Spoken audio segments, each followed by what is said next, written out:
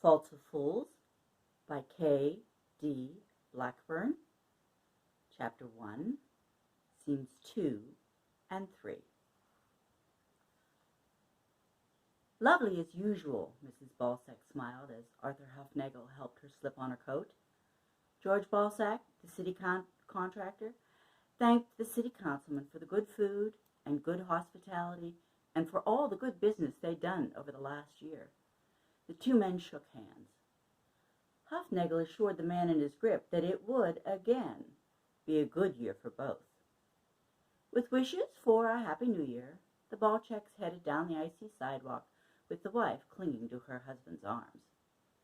She cursed the imbecility of wearing silly shoes when big boots with heavy gripper soles would have made much more sense.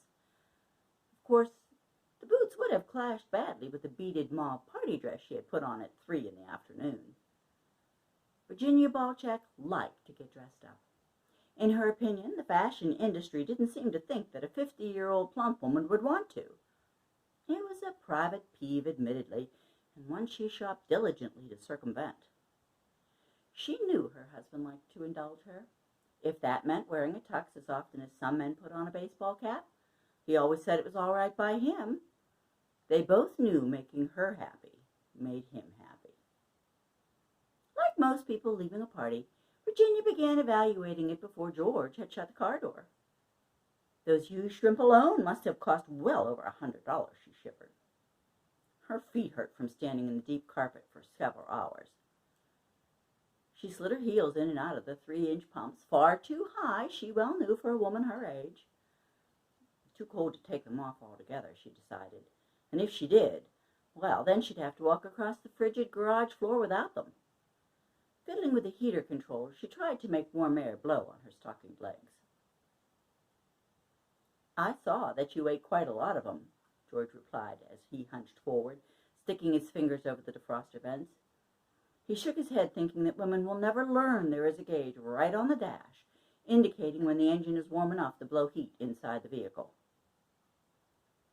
"And what is that supposed to mean?" she questioned with rising voice and eyebrows. "Absolutely nothing," he said aloud. Inside his head, however, the thought finished that she ought to have enjoyed the shrimp as he, or somebody just like him, had paid for them. Just a matter of chalking it up to the cost of working with a man who put the finger on people to do city business, he reasoned.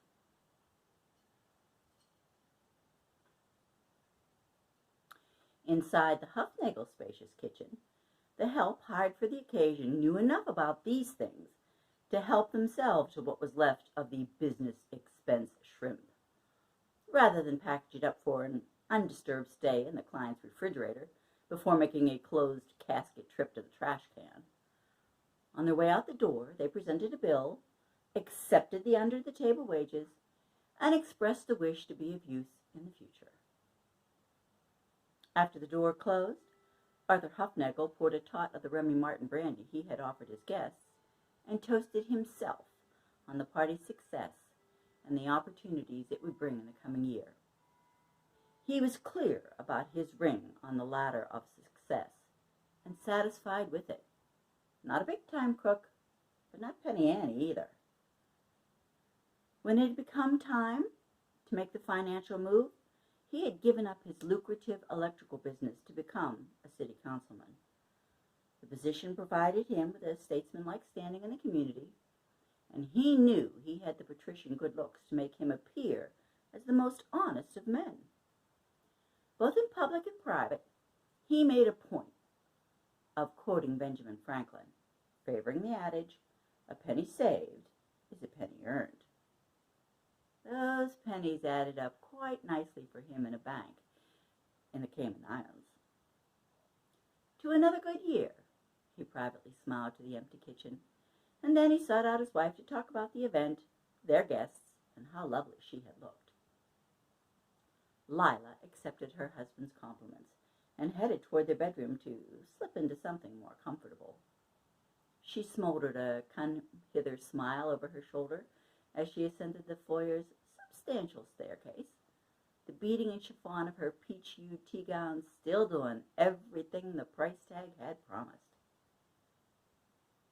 Being the good husband he was, Arthur always booked a cleaning party for the morning after the yearly soiree. So nothing more was required from the woman he'd been married to for decades. Happy wife, happy life was one of his oft-repeated mottos. He knew Lila would be at least 20 minutes, and he was not one to waste an opportunity.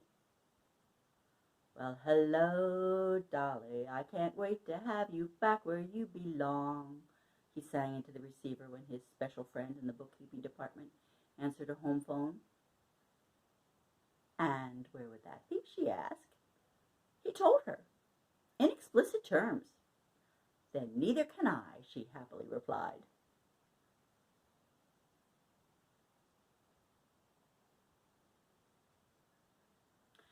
For a change, the 8 of them were quiet, languid. Knit tie loosened, plaid shirt open at the neck, sleeves rolled up, and still Thaddeus felt way too warm, even with the windows cracked in hope of disseminating some of the radiant heat without causing loose papers to take flight. The basement boiler must have been running full blast all night, he thought. Why didn't the janitor simply turn the damn thing off and let the building cool down?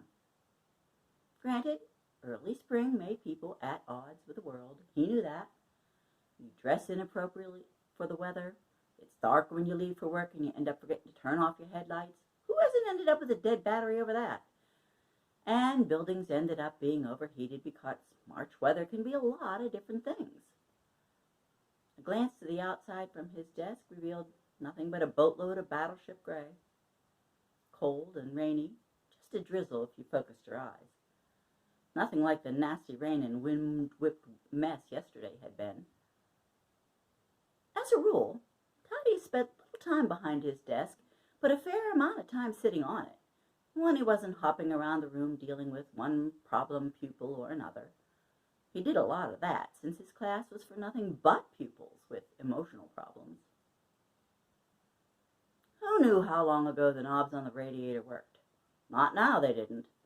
Hot enough to hatch chickens, he mentally groused. The maintenance staff never bothered to check how things were up here. Half the time they forgot to empty the trash can or clean the restroom. The week before school had started, Thaddeus had been very displeased at the sight of his newly assigned classroom. His attic only held 4 rooms, each with a fairly large floor space, but slanted ceilings and insets for roof gables. These rooms had been the first to go fallow when enrollment went down. The place hadn't seen use in ages. Over the ensuing months, he had come to accept it, and found the social isolation gave him the freedom to deal with his kids his own way. Occasionally, that meant whacking his desk with a big stick to get their attention, and, with empathy, understanding, and a fine-tuned bullshit meter cranked up, he, if necessary, shouted that he was crazier than any of the kids placed in a group for crazies. He liked his kids. He knew they liked him. Another rolling brownout, eyes up to the dimming light fixtures, back down in disinterest. The power dips and surges had started yesterday. Power lines had blown down in a couple of places around the city, but the school had not lost power. Today's uneven current in his classroom must be the Duquesne light fixing the system, he figured.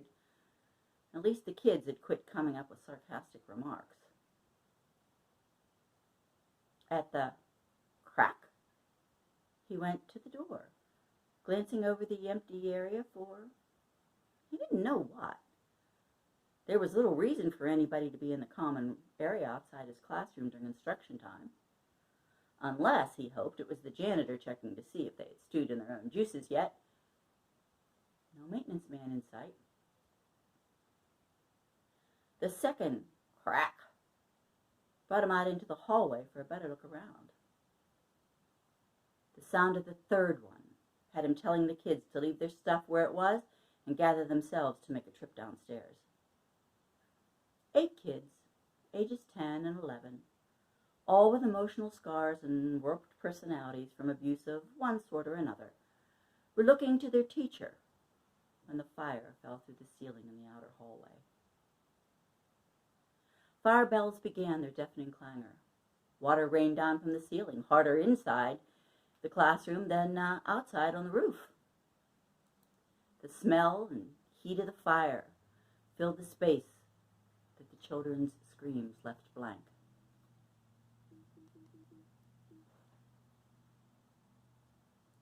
Thaddeus knew that on the first and second floors, teachers were herding their pupils through the practiced escape routes, purposefully displaying the faces of guardian angels.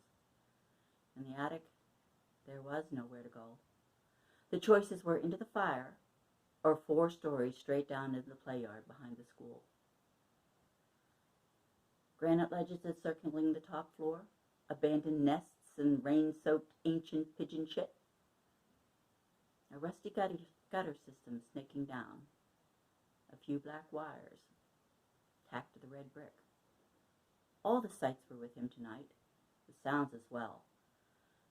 The fire station stood less than a block from the school, with blasts and wails from the engines offering to split the eardrums.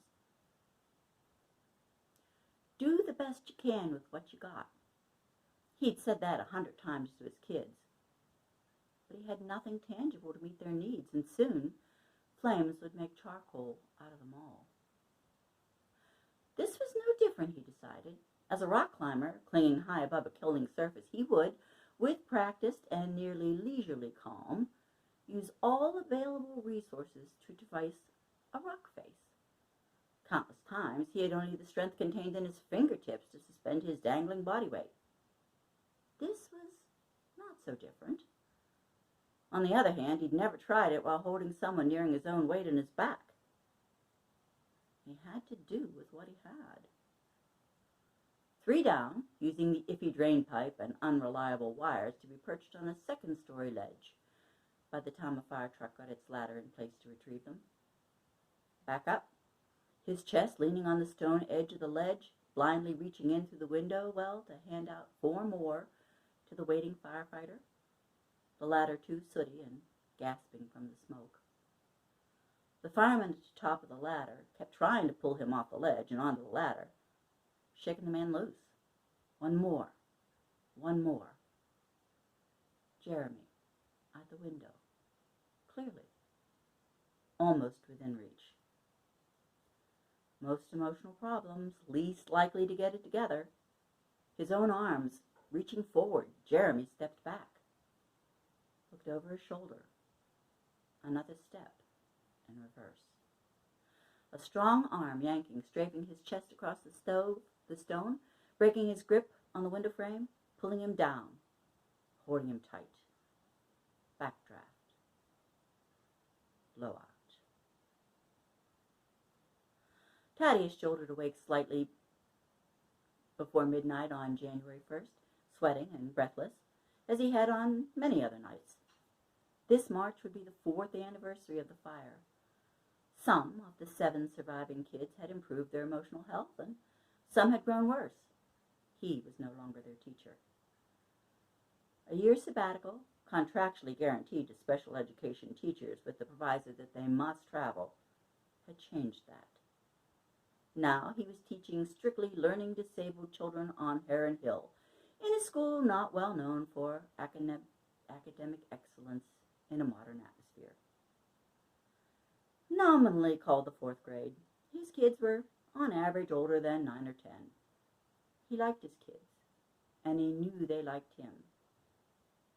He checked his clock, rolled over, and engaged the positive sleep thoughts his therapist had taught him. Faults of Fools, and Chapter 1.